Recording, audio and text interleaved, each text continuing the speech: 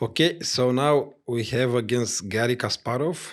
Yes, and well, again, a small surprise that Kasparov is playing such a variation for black.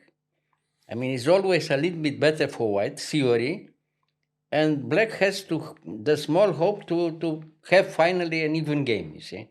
So by this level, if your name is Kasparov, it's very unusual to play like this, you know. If you want to play, you play Sicilian or something more complicated, no? Especially, you know, if somebody is playing for win, it's Kasparov who is playing for win all the time, you know, with white, with black, and so on. But all right, so the variation, main variation for this line. So okay, everything is forced, takes in e5, knight f5. Well, this was introduced in the big tournaments by Kramnik. You know, he was playing this line for black all the time. You know, preparing this line against Kasparov for the World Championship. I mean, black has to resist and trying to get an even game, and then he plays for win with white. You know, that was the tactic during their match. You know, and it worked. It was okay for him. You For know, Kramnik. yeah, but here it will be different because. It was always a little bit better for white, and in one moment Kasparov went wrong, and we'll see the result. You see, so knight c3, h6. Okay, preparing. I mean, he defends the idea knight g5. White wants in one moment to play knight g5. Yeah. So okay, or bishop g5. Okay, so check, king e8, and h3. All right, bishop e7.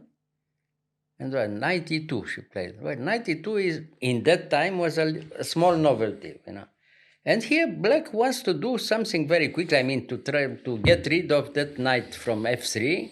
He plays immediately knight h4.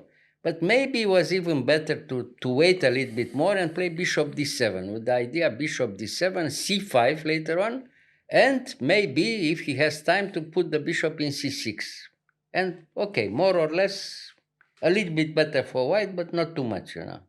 I mean, okay, so knight h4. Now she took in h4. He takes with the bishop, and bishop e3, waiting, Oscar, to see what happens. Very natural move. Bishop f5, knight d4, and here he took the wrong decision. Bishop h5, very unusual. The normal move is to put the bishop back in d7 with the small threat. I mean, the small threat. That's normal idea to play c5 and, you know, free himself. White Yeah. is better all the time, but maybe it's not enough, you see. Now with the bishop in h7, the bishop in h7 has a bad position, and white has a very nice idea to play g4 and put the knight immediately in f5 with very big initiative, you know. Even even if the position with the same, I mean the same number of pawns and so on, but white has always a very big initiative because the rooks are not Playing. working together, you know, the rook from h8 and from a8, and that will make the difference finally, you see. So, okay, therefore it's surprising, you know, that bishop h7. That was the wrong decision. So g4, very good. Bishop e7 back, and now immediately king g2, of course, coming. Yeah? The alternative was not very good. Bishop e4 check, f3, bishop d5. White plays simply b3, and much better for white, you know, controlling all the squares, you see. So, all right, so here, knight f5. Now everything is clear. The plan is very simple, but very effective, you know. White controls the squares and has a very strong initiative. Now, if you want something, you have to give the bishop later on, but then white has always a tempo, and sometimes the tempo is decisive, you see. We'll see how. If here, for instance, the idea was to play like this, h takes g4, yeah, takes, bishop takes f5, pawn takes h5, and rook h5, you know. I mean, he's hoping to have this. And it seems, I mean, if he has time, it's okay. But now after rook h1, it's much better for white. It's probably already almost lost. Because you can't take in f5, you lose immediately after check, bishop f8, bishop c5. Yeah. Finished. Yeah. Yeah. So, okay, if not, then Many problems for black, you see. So what to do? Bishop f8, king f3, very simple, white is coming all the time, So bishop g6, the only way to do something, to try to free himself. But you look the position, it's very unpleasant for black, you see. Yes. For the moment, the rook from a8 didn't play at all, White has very strong initiative and very easy to play. And black has two bishops, but... Yeah, but the bishop, they don't count. It's not, they do nothing for the moment. But why... Okay. I was thinking why he doesn't take this... If he takes, then again, it's very big initiative for white. But it's very difficult for black to do something, You don't have any counterplay, White is playing, takes there and puts the other rook in d1 and, he's coming all the time, Yeah. So he took it there with check, and now check. And now king back. Now you have to go back, of course, now. King g3, little by little, all the time, So f6, the only way to try to, to free a little bit the position. Bishop f4. Okay, now you have to take there because otherwise you lose at least a pawn. That's it. Takes, rook u1. Now everything is forced again. The only move, bishop d6. Now takes in e5. Now it's again very easy. If you take immediately in e5, every endgame is completely lost for black. You lose all the pawns. Checks. If he took immediately in e5, and here everything is forced with this simple move c4. Now you are forced to play c5 because otherwise you lose a piece. Yeah.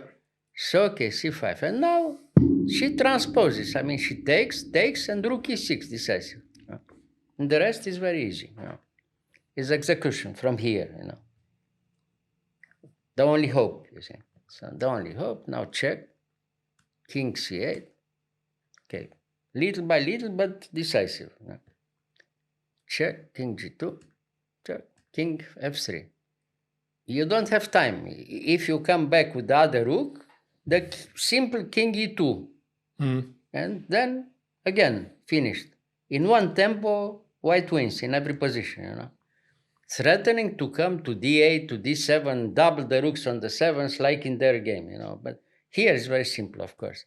So now, centralizing. Now again, every endgame is lost after rook e8 check, for instance, rook e6. And again, the endgame is fantastic for white, Yeah.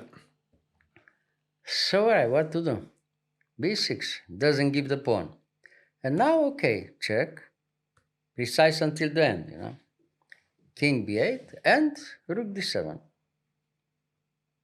Now everything is too late because now again, coming with tempo, But here, now wasn't better to come here? Yeah, but then if he comes there, then rook e6 or rook g6 win. Both of them win. Because threatens the pawn and threatens rook d7 check. And okay, finished. Yes. Yeah. No, the position completely win. But of course, you have to show it until the end, But by this high level, it's very easy, So rook d7, king e3. Yeah, rook, the only way to do it. And now it's finished because it's no defense against any threat, you see. One check is enough, but everything is forced until the end. So check, there, another check there. Now took the pawn, threatens mate in one. Yeah. In b8 and in g8, both. Now king there, now again. Resigned. He resigned because here everything is finished, Now he can take first there.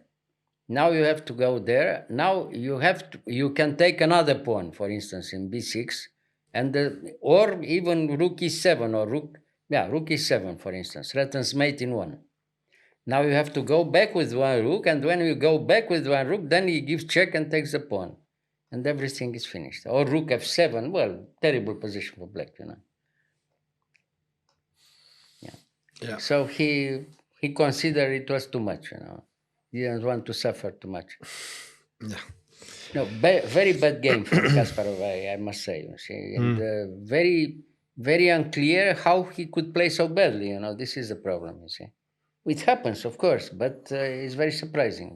Yeah, against Judith. Against Judith, everything is possible. Well, everybody could lose against Judith. Not such a big surprise. but not like this. I mean, if the game was much more complicated, okay, it's understandable. But like this, black didn't have any chance. The whole game is, in white's favor. All right, so it happened. Yeah.